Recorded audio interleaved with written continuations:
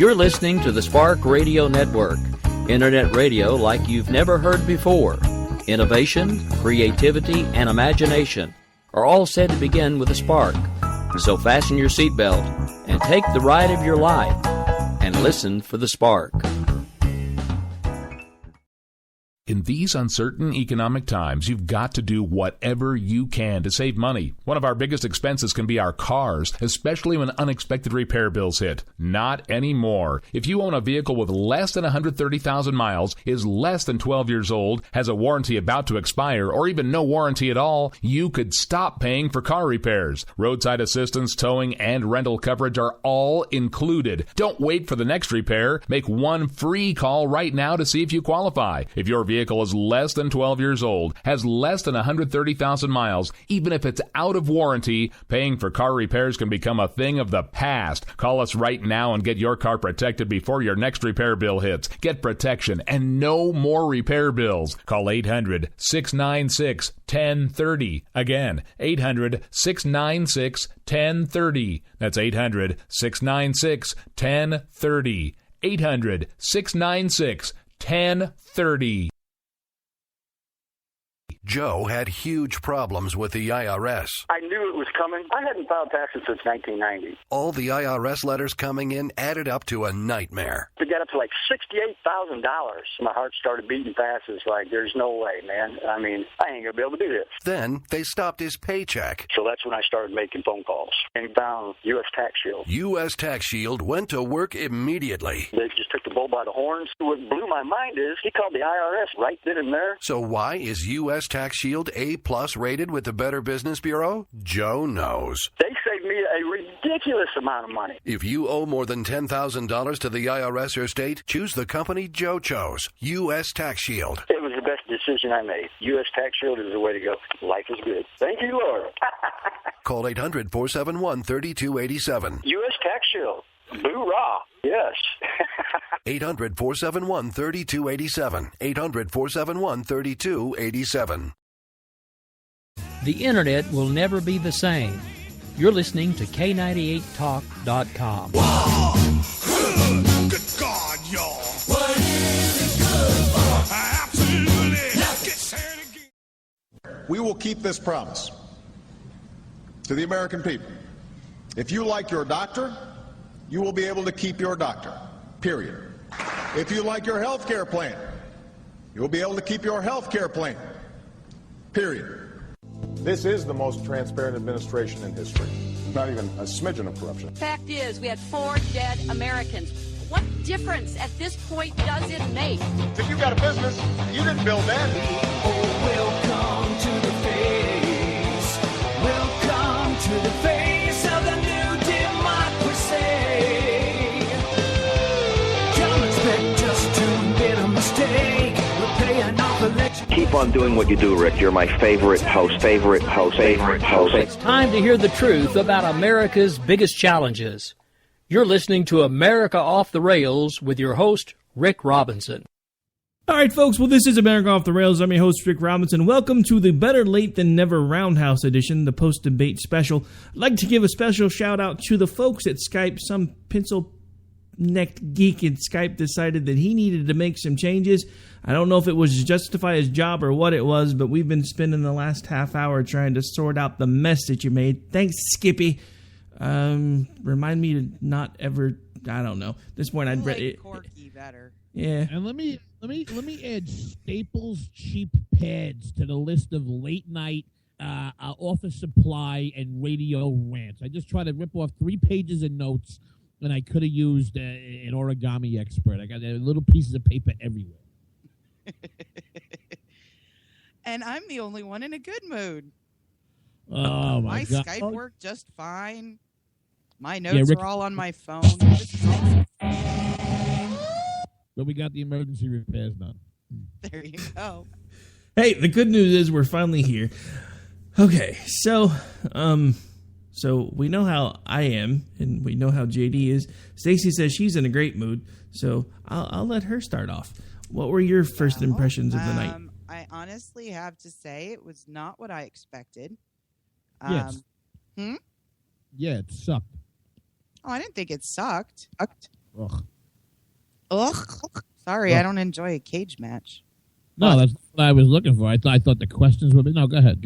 No, I wasn't all that impressed with the questions, but I expected, I guess, Ted Cruz to own it a little better than he did. Overall, I wasn't that impressed. Quick takes were, and this is what surprised me. This was the last debate before Iowa and New Hampshire. And for any of you that were able to get through more than a half hour of it, kudos to you. For following up on Stacey's point, I thought the questions were meh. You know, there were 7 people left on the primetime debate stage. It was Ted Cruz, Marco Rubio, Ben Carson, Jeb Bush, Chris Christie, John Kasich, and Rand Paul. And what really caught me, because everybody knew the news of the last 48 hours was Trump taking his ball and going home and going to play with his wife's dog so the Mexicans don't get past the wall, and that he wasn't going to this debate. And for all the hemming and hawing by the punditry and radio hosts and the candidate campaigns themselves about Donald Trump sucking up so much of the oxygen in the room so that we could finally have a really good debate, you know, they spent the first 20, 25 minutes of that debate bringing up Donald Trump themselves, because like children, they couldn't gratuitously, they could not help but give a gratuitous shot to him. And I thought that was a big loss. I thought that from a political point of view, that really said that these people really don't know how to politic. They were the dogs who caught the car. They got what they wanted and then spent the first 20 minutes talking about Donald Trump. This clip, I thought, honestly summed up about every answer I got tonight from all these candidates in the debate. Mr. Madison, what you just said is one of the most insanely idiotic things I have ever heard. At no point in your rambling, incoherent response were you even close to anything that could be considered a rational thought. Everyone in this room is now dumber for having listened to it. I award you no points, and may God have mercy on your soul. And that would have been JD if he was moderating the debate tonight. Well, I mean, first of all, I don't think it was that bad at all. I don't agree.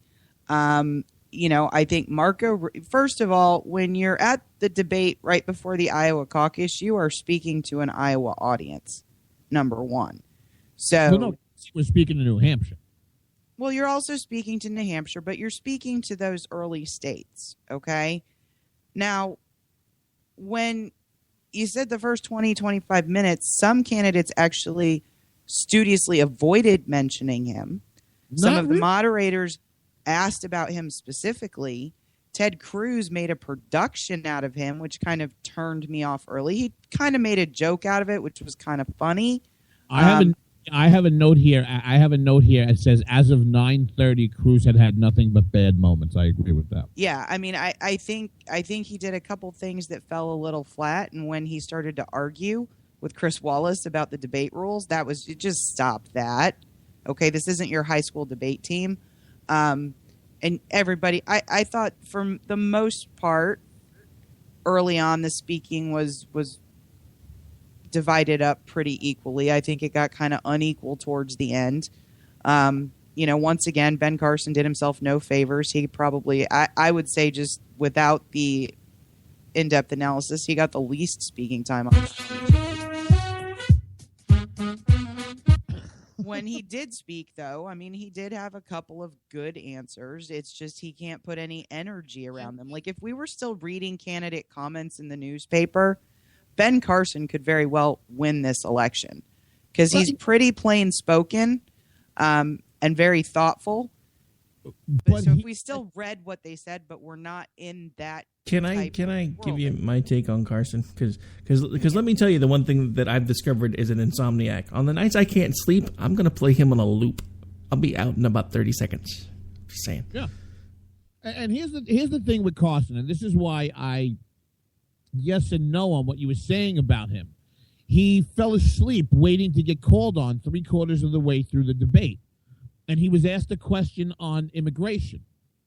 Specifically, the tone and tenor of the question was about immigration from the southern border. Now, we can sit here and put it in a physics vacuum and go, well, that was never said. But that's what the question's tone and tenor was. And as commander-in-chief and president of the United States, you have to be able to infer what people are trying to communicate to you. And he started on immigration, and I was with him, but it was within it was less than 30 seconds. He shifted gears to ISIS and was rolling this into immigration. And listen, intuitively, if you had 20 minutes to sit there and explain it, I kind of understand where he was going. But it was a Grandpa Bernie moment for him in my mind. And let me go back to Cruz for a second. Of all the people in the world, Deion Sanders popped into my head about Ted Cruz.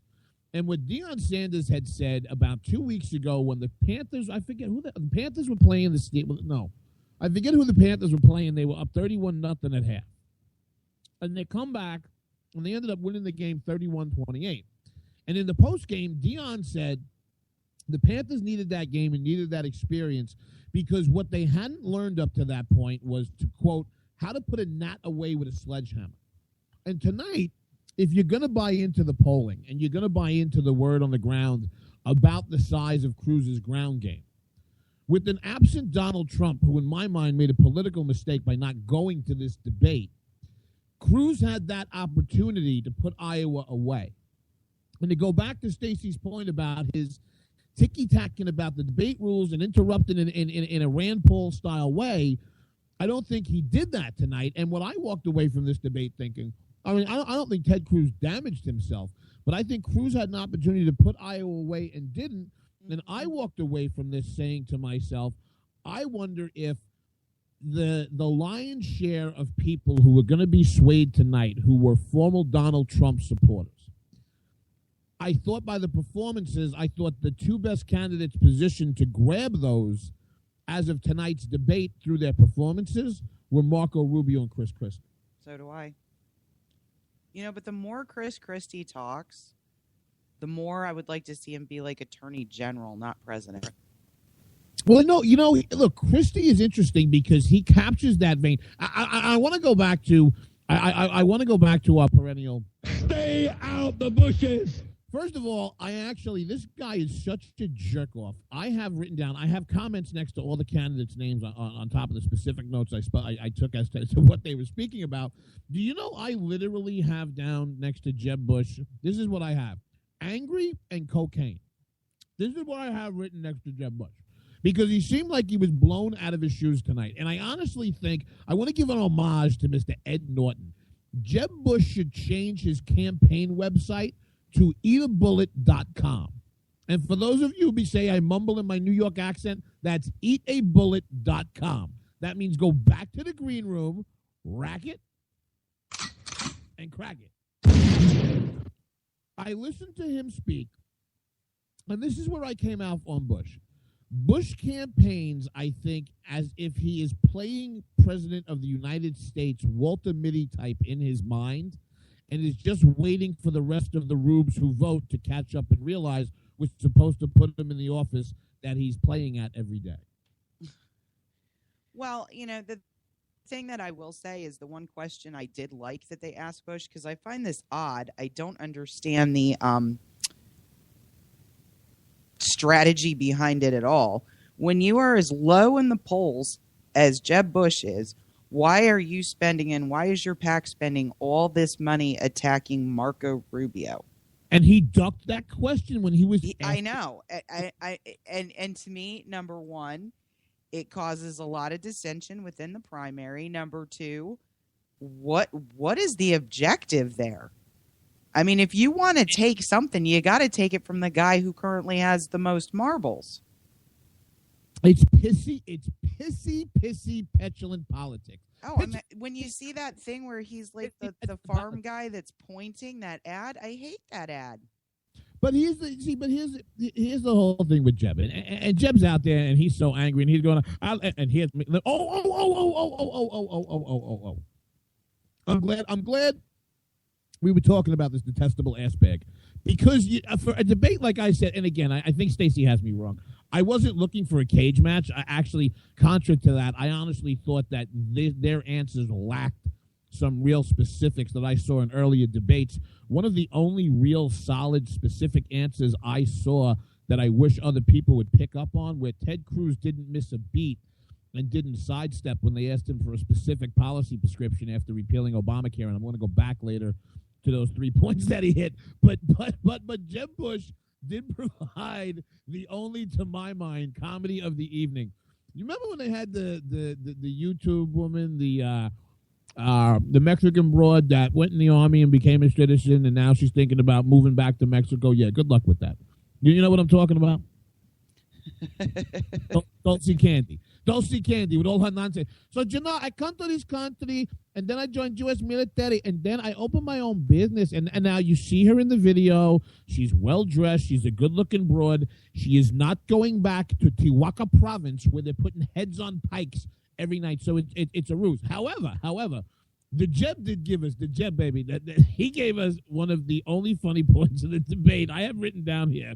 He says to Dulce Candy, which, by the way, Dulce Candy, we know what you do for a living. Oh, stop. Dulce Candy is nothing more than a porn star name. I don't care who says what. It just is. But here was Jeb Bush's, this is the only funny moment of the night, my point, and it was one of his great Uncle Bernie moments. He says to the YouTube video, Dulce Candy, who was a creator on the YouTube,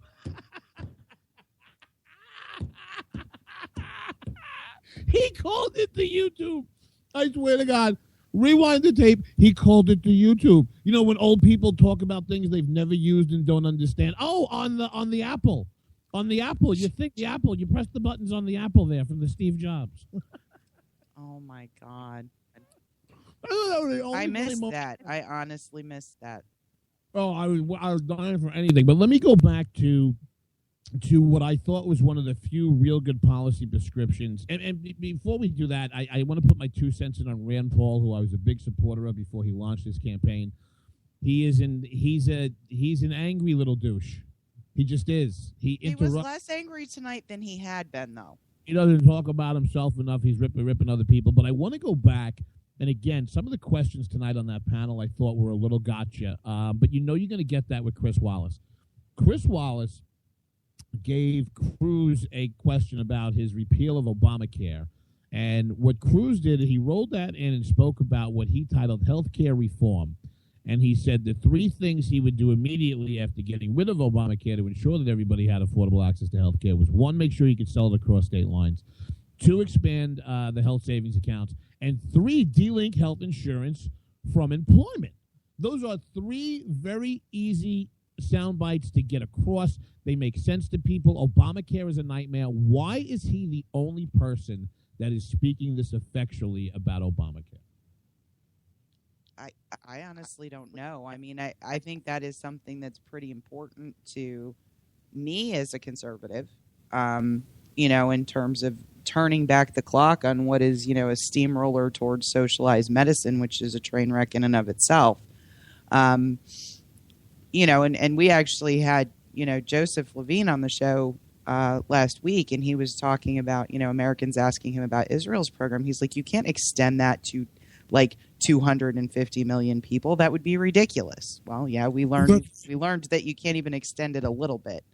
But, I mean, 3 very specific things on the repeal of Obamacare, and I think he's the only one that got the question because he is the most vocal about it. So maybe it was more of a put your money where your mouth is kind of question. Mm-hmm. But I thought that I thought, and again, I thought that Rubio. I think if you were going to do it on points, I think Rubio had the best debate with Christie a strong second. Again, I don't think that Cruz hurt himself, but I thought one of Rubio's best lines is what Uncle Bernie's been running around there going, I don't understand healthcare. The Danes do it. Latvia does it. These are countries that have 11 people in it. So he never really gets to, I heard Josh Earnest. I mean, you want to hear the biggest joke in the world. Josh Earnest had the balls to say the other day that he is proud of the quote-unquote robust debate that is being had on the Democratic primary side. And I sat there and I'm like, are you kidding me? Are you kidding me? You have 2 white fossilized geriatrics that are a robust debate. They're basically arguing whether the top marginal tax rate in this country should be 85% or 90%. That's the big debate that they're having over there with Uncle Speedo. But I mean, then coming back tonight's Democratic debate brought to you by Ambien and the Rascal Scooter. when Rubio said that you have a socialist, a felon, and that other guy. Well, when Rubio said that he thought that Bernie. Hey, to be fair, we have the other guy too. I mean, there is always Kasich. That's basically what he is. We have the other seven guy. The other guys. Well, that's true. When Sanders said that he thought that when Rubio said he thought Sanders would be a great president of Sweden. Yeah, that was good.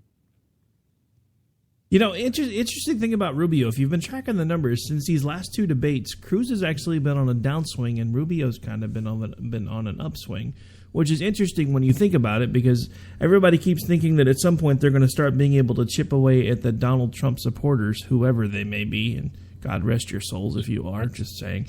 But it seems, honestly, what's happening is a lot of Cruz support may be starting to slowly shift towards Rubio. But think about that. That makes a lot of sense, Rick, because what you have is you have Donald Trump and Ted Cruz who are locked head-to-head recently within the last couple of weeks.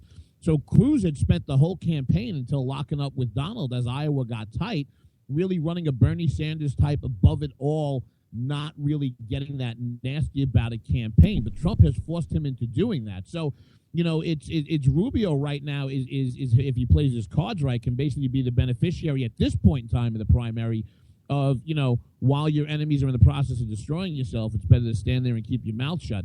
You know, this is going to happen to all of the front runners through the process. You just have a point right now where what I think is you have Trump and Cruz going at it with each other. You have them spending money finally against each other. Now, you have $25 million being spent against Marco Rubio, but I think it's so well publicized that the money is from a Jeb Bush PAC. I don't know that it has any effect on him because, you know, I happen to like Rubio. I like Cruz. You know, I think it's somebody who is, if you're prone to be a Marco Rubio supporter, I think that finding out Jeb Bush is attacking you would make you more attractive again. Oh, yeah, without a doubt. I guess my biggest thing with Rubio has to be a point that Stacey made a couple of Roundhouse shows back, which was if it wasn't for the Gang of Eight fiasco, this would probably be a much different debate, because I think that's the one thing that everybody keeps trying to hang back around his neck. He did dodge a couple of good shots from that today, and he stuck his ground with it, and he did try to point out that, you know, that it wasn't blanket amnesty that he was supporting. I just don't know if the public's going to buy that, because he's the one that used the word choices that said this language means that they're trying to support amnesty. And then a few short months later, he came out using the same language and trying to say that it wasn't necessarily the same type of amnesty. I just don't know if that's going to work for him. But this is what I think that you have to understand about Marco Rubio and why he translates so well on the stump. I agree with you.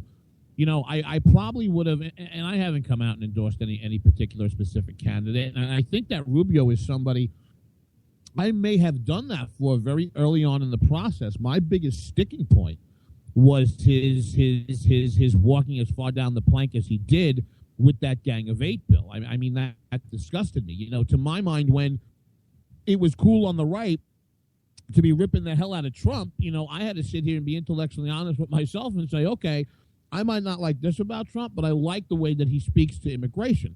So for me, it was something that I wanted to see Marco get over. I think that he's doing that with the voter like me, because when you see this man, and Stacey and I have been fortunate enough to see him in large venues like most people, but we actually had the opportunity to have a lunch with him in a very small venue down in D.C. Whether he is on the stump in front of 10,000 or whether he's having a lunch in front of 25 or 30 people, the way that he speaks in crescendos is very much Southern, a Baptist-style preacher. I mean, you can walk in going, I hate this guy, but the way that he speaks and about the way that it's a 21st century America, and you combine that with his stump speech, I think that if he keeps speaking to immigration the way that he has,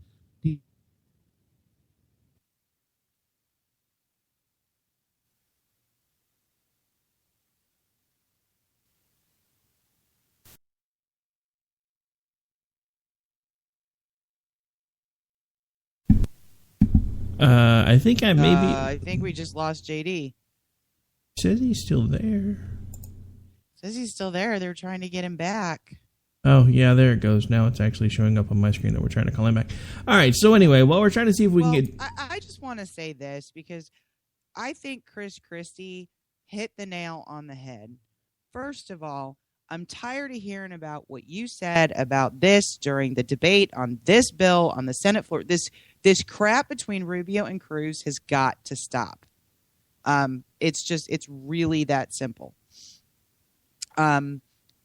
You know, when you take a look at that whole thing, you know, yes, the Gang of Eight happened. Okay, you had a young senator who was doing his level best to try to get along with his colleagues. He is very plain about the fact the bill was too big. You can't bite off that much. And here's what you have to do first. And what I don't understand is why, when he's very clear about what he sees now in light of Islamic terrorism, lack of security at the border, lack of vetting, we can't get people on visas out of the country when they're supposed to leave. Why? But you did Gang of Eight. Okay. Guess what? I don't think that anymore. I don't understand why we do these purity tests that every decision these people have made over their entire careers has to be the perfect conservative decision, or we can't even take a look at them, especially when the policies they're advocating now are different. Well, no, and I agree with you. That drives me nuts about the right wing of the party. No, I agree with you. I mean, I've even seen other hosts that have basically on their social media platforms been telling people that that they cannot and will not support Rubio because of his pro-amnesty stance on the Gang of Eight. And I'm just thinking, look, he was brand new to this. Obviously, he was new enough that he's going to get talked into doing some crazy things, thinking that he might be doing the right thing. So I'm willing to give him the benefit of the doubt. The only reason that I brought it up was because, again, I don't know if the average conservative voter is going to be willing to give him the benefit of the doubt, because that's what I keep hearing over and over again. As a matter of fact, we have a shout out from somebody in the chat room, the one, the only Dread Pirate Ron, who basically said, as soon as you brought up Gang of Eight, I was done. So, I mean, there are people that just will not be able to let it go, and I think that may ultimately hurt him. Remember, Chuck Schumer actually sponsored the Religious Freedom Restoration Act at the federal level. Chuck is a rabid progressive, yes, got it. But everything Chuck Schumer has done over the entire course of his career isn't completely asinine. And yes, if you're going to try to work on a bill, you have to work with leaders on the other side. So that's what we called negotiation back when that's something our government was actually capable of doing. See, that's the thing I think people forget. Working across the aisle and having bipartisan committees come out with compromises is not something that was really foreign, okay, to government practice prior to Barack Obama.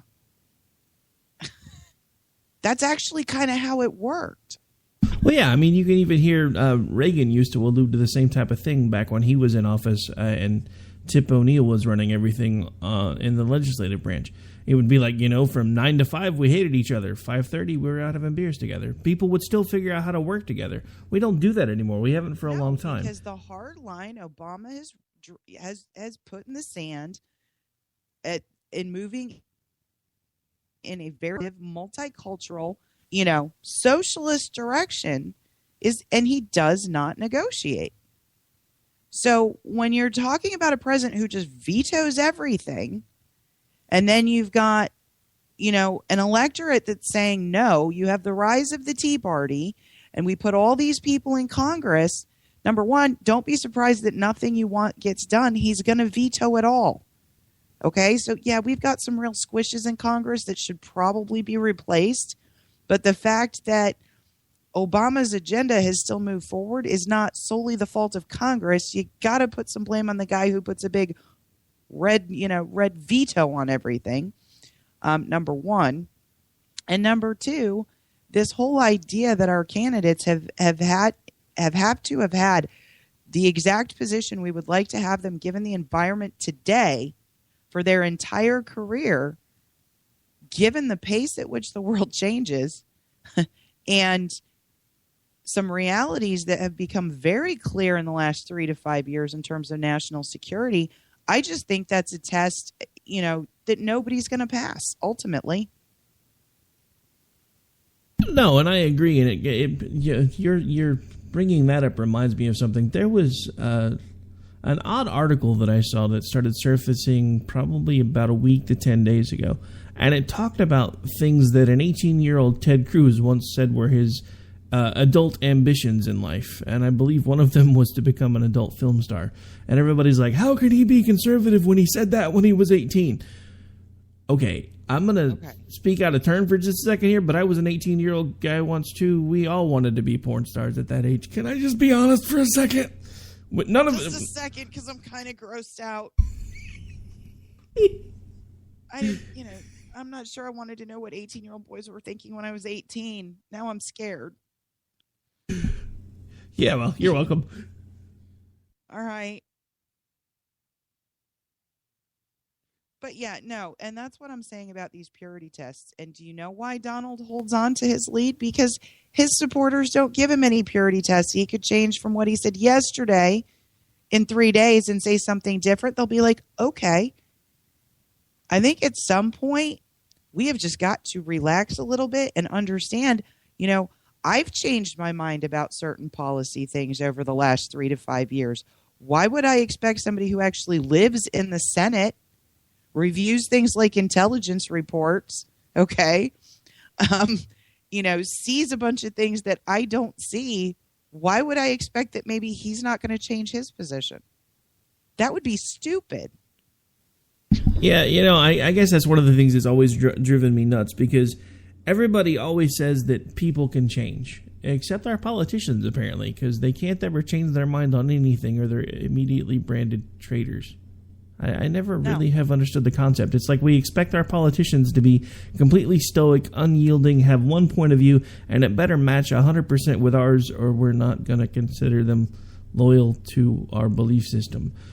Yeah, I honestly believe that the Trump versus everybody else battle is bad enough and doing enough damage to the party and poses enough risks in the general election. That the other smaller internal wars, all the Bush ads that are anti-Rubio, all the snarking back and forth between Ted Cruz and Marco Rubio on immigration. At this point, I'm not worried about the debate that happened in 2013 or 2012. I'm really not. I want to know what you're going to do going forward, given the context of the world we live in today. And maybe I'm weird. I don't know. Oh, no, you're not. I'm weird, but maybe that's a weird perspective. No, it's not. I think it's the perspective of someone who's always been involved somewhat with government. I'm making an assumption at this point, but I know that was one of I was a social science nerd in high school, just to be honest. By the time I graduated high school, before I even made it into college, I had already had 26 social science credits. You only need 8 to graduate. I was always, if there was an elective that involved any type of government, I was in it. To me, it's not an odd perspective, because I've always liked the government. I've always liked reading the history of how things got started, why they got started, who did what to make it that way. And it just seems like at this point, we've lost track of so many of those things. Like the fact that people that today hate each other used to actually the people in those positions a generation ago, they didn't hate each other. It wasn't about I'm going to stick it to you just because then I can go back to my constituents and I'm going to tell them that I was able to stick it to you. They used to do things to get things done. The fact that Hillary Clinton, oh God, can get on what I will call a debate stage that really isn't, and say that Islam is not our enemy. Radical Islam is not, an enemy. But Republicans are. What? Yeah, exactly. What? That's just crazy. She is proud of the fact that she considers the Republicans in Congress her enemy. And how do you then make government work ever if you have a ruling party in Congress and a ruling party in the executive? You can't. I mean, everybody's like, oh, the country's going straight to hell if Hillary or Bernie gets elected. I'm like, no, it's going to be another 4 years of getting nothing done because I don't believe we'll lose majorities in Congress. Yeah, nothing will get done. Yeah. No, well, I mean, honestly, we'll have a bunch more executive orders going up to the Supreme Court because they're completely extra constitutional. The biggest risk we run is actually appointments to the Supreme Court. But well, no, well, you bring up an interesting point about that because legislation. You heard how Hillary wants to get appointed. You heard who she wants to appoint if she becomes president, right? No, that's just a please don't hate me and please don't prosecute me. No, I honestly think she plans on at least trying it, but I think it may be exactly for that particular reason. Hey, if you pardon me and I still get elected, then I can put you over here. I mean, there's a method to her madness, but I still believe she's going to try it, only because she really is that crazy. So ultimately, Rick, to kind of wrap it up, conventional wisdom says after the voting on Monday, people start dropping like flies, and we still have a relatively large field. Please let them start dropping. I've heard some of the lower tier candidates on, interviews and things like that. Who do you think after Iowa will just throw in the towel? Honestly, with as stubborn as this group is, I'm not sure. The ones I want to see throw in the towel at this point, definitely Kasich. As much as I hate to say it, I think it's about time for Carly to figure out that she's probably not going to be able to get the nomination. I really like Carly. I don't know what happened because she kicked butt in that earlier debate. Well, and honestly, I have to admit I was driving home, so I didn't get a chance to hear the earlier debate. So maybe my mind would have been different at this point if I'd had a chance to listen to it. Go back and listen to it. But I don't disagree with you, but I guess I would be disappointed if she doesn't end up somewhere in an administration. Well, yeah, I mean, I'm not saying she shouldn't be a part of the administration because I'll be honest, the last debate, because I did catch the last one when she was back down on the lower tier stage, she kicked rear end on that one too. But I think the issue is she's not able to keep the traction because, I mean, in my mind, I'm sorry, but with where he's been polling and his attitude, I really don't think that that Paul should have been the one that got the bump up to the main stage just because Trump decided he wasn't going. I still think Carly deserves to be there. I don't know how she's lost her traction or what's happened, but at this point, it's just time for us to seriously start looking at the folks. I mean, especially like Kasich. That dude's got to go.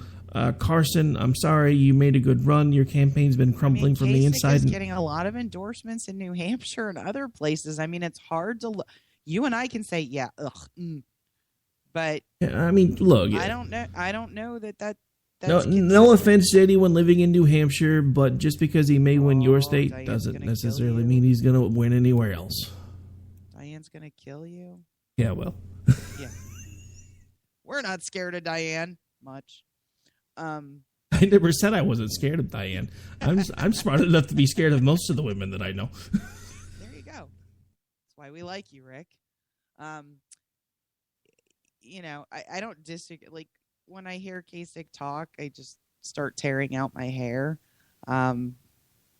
He's not the guy, but unfortunately, with what his campaign is probably telling him, he will not drop out of after Iowa. I didn't say he was going to go. I don't think he will. I think he needs to. The one that I honestly think most of all should be seriously considering dropping out at this point is going to be Carson. And that's only because his campaign's basically been imploding in on itself for the last few debate cycles. He's not getting any positive traction. Honestly, I'm not going to lie. He peaked. Well, yeah, but that's what she said. But I can't help it. I fell asleep on Carson twice tonight. And he wasn't even talking that long, but I felt my eyelids drooping every time he talked. I'm not kidding. I'm an insomniac, and I'm about to put together an audio clip of him talking just because when I can't sleep, that's what I'm going to play. He's comforting. Yeah. No, not really. And I agree. When you went neck and neck with Trump and kind of came crashing down, that's probably an indication you're not going to go back up. I think that's what Walker struggled with. He was so high in the polling so early and then came down and couldn't figure out the formula to go back up. Along with other reasons. But I honestly think if I have to take a look at it, I'm kind of hoping when Rick Santorum realizes he didn't win Iowa and a surprise, come from behind win again, that maybe he'll step aside. Gilmore, nobody even knew he was running until tonight, so I'm not that worried about that. He can stay, and it's not going to make an appreciable difference. Hopefully, he'll just realize that, no, bye. I really think it's time for Huckabee to just go back and be a commentator on Fox. He's a really good one, and when he talks, he sounds like he should be doing a TV show. He doesn't sound presidential. He sounds pundit-y to me. And I like some of his ideas, and I'll be 100% honest. Huckabee's tax plan is my favorite. But he's not going to win. And hopefully after Iowa, he kind of sees that too, because he's not going to have some huge surge in the polls either. And I honestly think it's time for Rand to throw in the towel. I like Rand Paul on a lot of different issues, but this isn't happening for him. And even when he is not angry, for whatever reason, he's coming off as angry. And I just don't get it. I see, and JD thinks he's angry pretty much anytime he opens his mouth. I don't necessarily find him angry as much as I find his actions and his mood lately to be bitter, because I think in his mind he is better than where he is as far as his standing inside the field right now. And I think the fact that he's not able to break through is making him bitter, and I think it's starting to show. You know why he ended up on the main stage, don't you? Because Trump wasn't there. Well, no. Well, because Trump wasn't there, but after Trump boxed the debate, Rand Paul had refused to show up at the last one because he wasn't on the main stage. They couldn't have two candidates walking away. Yeah, I don't know. It wouldn't hurt my feelings any.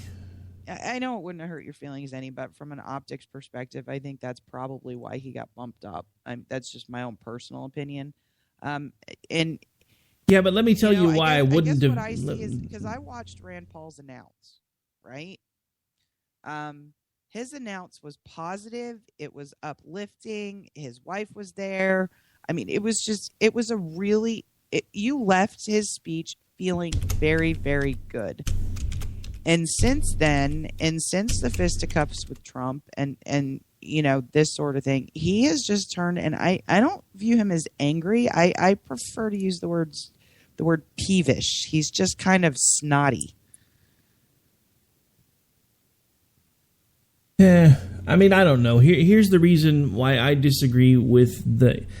Now there was somebody in the chat that just put in that based on numbers, they thought Rand probably would have been on the main stage even if Trump didn't bail. I don't know that would be true. What I do know is if they bumped him up to the main stage solely based on the fact that he bailed on the last debate, then they made a very bad mistake, because at that point they're basically rewarding bad behavior. So the next time somebody's not getting their way, they're going to do exactly the same thing, and then at some point we have to realize that these things still have to be taken seriously. That's why I was so angry when Trump just took his ball and went home. I don't care if you thought you were going to be getting ambushed. You can't be the guy that stands there and tells the world, I'm going to stand up to everybody and I'm going to put Putin in their place, but I'm not going to take shots from a Fox News reporter. And all of these people that are all like, oh my God, Trump's standing up to the media. Are you kidding me? Have you forgotten how... stand up to the media? Trump didn't want to get another question that he didn't want to answer. Well, that's exactly my point. Have you guys that are all touting what he's doing right now, have you forgotten how badly the media chews up and spits out conservative presidents, not only conservative presidential candidates, once it gets to the point where there's the general election in place? Are you telling me that you've forgotten how badly the media treats them? If he can't handle the folks on our side of the aisle giving him a hard time, how's he going to stand up to anybody else? Well, he'll just refuse to talk to him. But that's my whole point. I think Greg Gutfeld, honestly, on the 5 yesterday, really nailed the fundamental issue. Our politicians and our candidates, we want to, pound our fists about Obama for venue shopping and punishing news outlets who may disagree with him more often than others, and certainly selectively go to the press. Fox News, despite the fact that they are a more right-leaning news organization than the average, absolutely did the right thing in standing their ground, because Donald Trump's motivation in saying this was not to necessarily I don't buy the idea that he was afraid of the questions he might get asked. He did this to try to destroy a journalist that made him mad. And I'm sorry, a free and unencumbered press in terms of how they choose to question and report on our government is absolutely necessary. And the Fox organization did absolutely the right thing by standing their ground and keeping Megyn Kelly in their debate. No, and I agree. And, you know, it goes back to something I've been saying all over Twitter for the last several days. Petulant man-child. That's exactly how Trump came across with all of this. And I think one of the things that stood out the most to me before my voice cut out on me last night, I'd actually planned on talking about this in depth. Wound up having to run a replay of one of the other rants that I had done about Trump because my voice quit about halfway through recording the WNJC show. But anyway, one of the things that I found was a clip where he's standing up and he's talking to the press, and he said, these people are going to have to understand that when they're dealing with me, they're dealing with an adult. I'm not a baby. They can't treat me this way. Correct me if I'm wrong, but that exact statement makes you sound exactly like what it is that you're claiming you're not. Exactly. I mean, I don't know why anybody would be under the mistaken impression that if you are going to be what is ostensibly the leader of the free Western world, you're going to be treated fairly. Okay, can I just be completely honest about this concept of fairness for a second? I don't know where this concept even came from. I don't know. I don't either. Because was George W. Bush treated fairly by the press? Well, no, I mean life in general. Everybody seems to have this concept that life is supposed to be fair. When my children were small, my father-in-law had quite an interesting saying to them. Whenever they would say, "Papa, that's not fair," he would look at them and say, "Fair is when I'm eating your candy." See, life is not fair. Get over it. See, my comeback from my children always when they said that, the state fair here comes in September. So anytime they would say, Dad, that's not fair. I'm like, sorry, if you want fair, you got to wait till September. Mm-hmm. I mean, I just don't know where the concept of fair came. I mean, I understand we would like journalists to be unbiased. We would like them to comport themselves like they have no opinion unless their job is to give us their opinions, and they're, writing editorials and doing commentary. That's not actually the world we live in, and everybody has some type of bias that may come out. And, I think some journalists do a better job than others in trying to mask that. Even for all of his apparent love for Trump, Sean Hannity, when he has other candidates on his show, is very respectful to them. He asks them good questions. He gives them time to put out their policies and points of view. So I know a lot of people have been frustrated with Hannity, but when I've seen other candidates on his show, I think he's still doing a credible job of giving them airtime and space to say what they would like to say. I think he's doing O'Reilly, not so much. I think Hannity's doing a decent job of it. I will tell you that yesterday on the drive home, I almost heard him say Donald Trump's slogan twice, and he stopped himself. Really? Yep. That's bad. Yeah, I mean, and you could tell, too, because he was all, well, we need to find someone who's going to make a... And then he would just stop and figure out something else to say. I was like, dude, you really almost dropped the slogan, didn't you? And then at first I just thought, maybe it was just me. 20 minutes later, after a commercial break, he did the exact same thing again. I was like, you've got to be kidding me. And I mean, I don't know. It is one of those slogans where you catch... I mean, I don't even like Donald Trump, but half the time I'm like, it's not a bad slogan. I just wish the guy that said it actually knew what the hell he was doing. Right? That's kind of really a bad slogan. I'm not big on slogans to begin with. I understand you need a T-shirt, you need a hat. I get all that, but, not a big fan. Yeah, but I mean... Anyway. Well, it's no different than everything else. I mean, that's like all the one thing that honestly drives me crazy anymore about debates is every time a candidate ends a sentence, please go visit my website at blah blah blah.com. I'm like, really? I mean, we've become. You're not going to give a full answer to some of those questions in a minute and a half either. So, well, yeah, I mean, if you want full details as to that response, you can find it here. But here's a summary. I don't so much have an issue with that. I don't know. Maybe it's just me. I'm old. Well, yeah, kind of like the YouTubes. Well, at least I don't call stuff the Twitters. We do that just to be sarcastic. But, well, no, I know. No. I had to take my shot. Rick, I got to be honest. Uh-huh. I'm exhausted. I know. So to wrap this up, your prediction, Iowa, 3-2-1. My prediction, Iowa, sad to say, I think it's probably going to come down to I honestly don't have a prediction at this point, but I'm pretty sure that Trump didn't really hurt himself as much as everybody likes to think that he might. I still think he may actually take Iowa. Sadly. I'm going to call it Cruz, Trump, Rubio. Yeah, that was kind of, well, I don't know, maybe Trump, Rubio, Cruz. I think Cruz has dropped so much in the standings, and I don't think he helped himself tonight really with the debate, because anytime he had a chance to stand up on his own, he took a shot at Donald for the first few segments of the debate. He really shouldn't have done that. It was like JD was talking about earlier. The dogs finally caught the car, and then all they did was slobber all over the windshield. It didn't do any good. Yeah, well, and I don't think he understood. Here's the thing, and I'll just wrap up with this, and then I'll say good night, Rick. The thing that makes me the craziest about all of this is there's basic math involved here. So when you look at Republican support for Donald Trump, it's probably somewhere in the mid to high 20s as a percentage, because there's a whole lot of independents in there.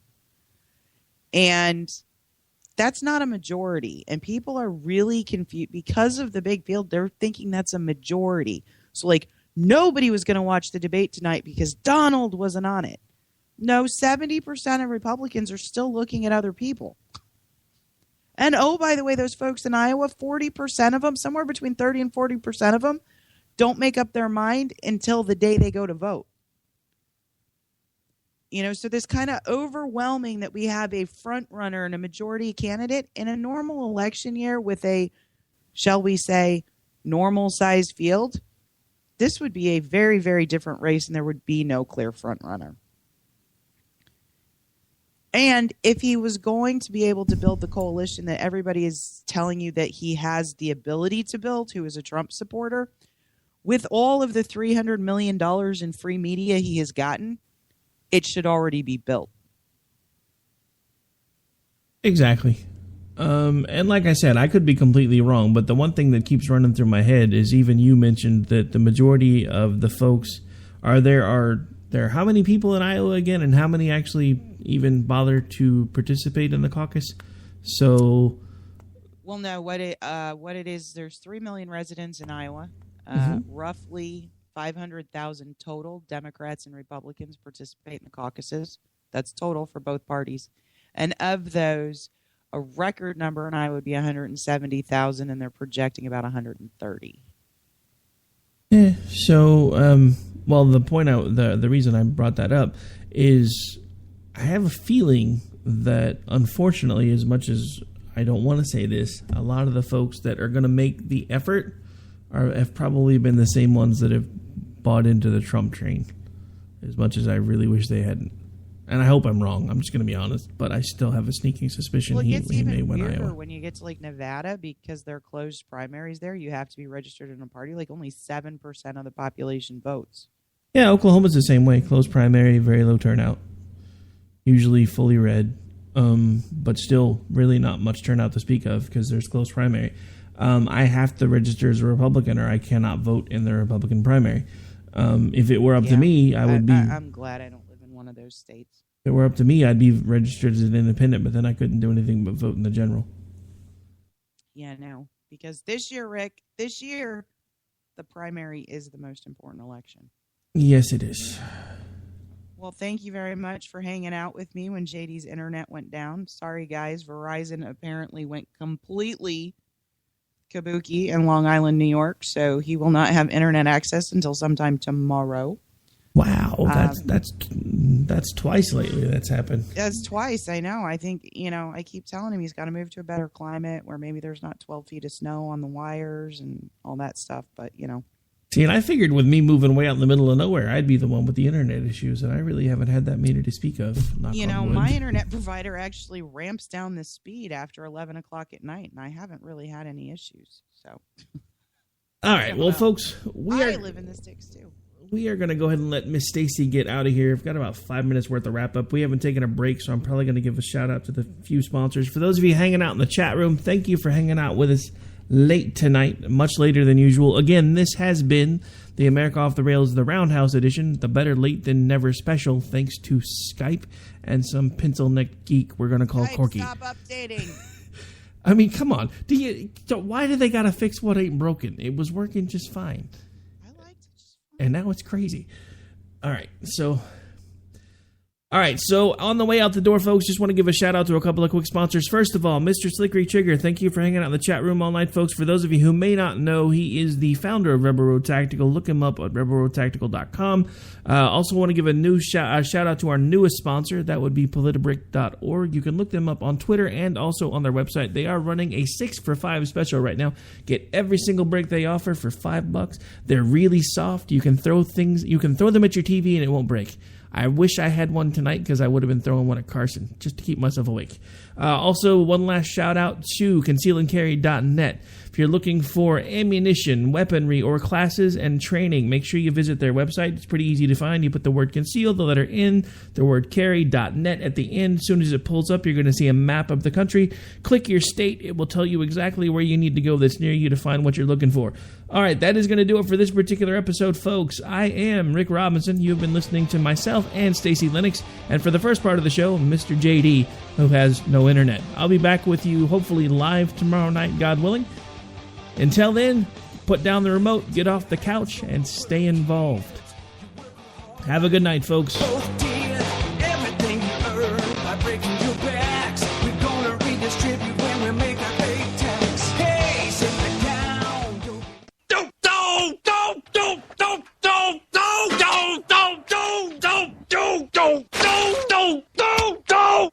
you guys. I'm going home. Later. Game over, man. It's game over.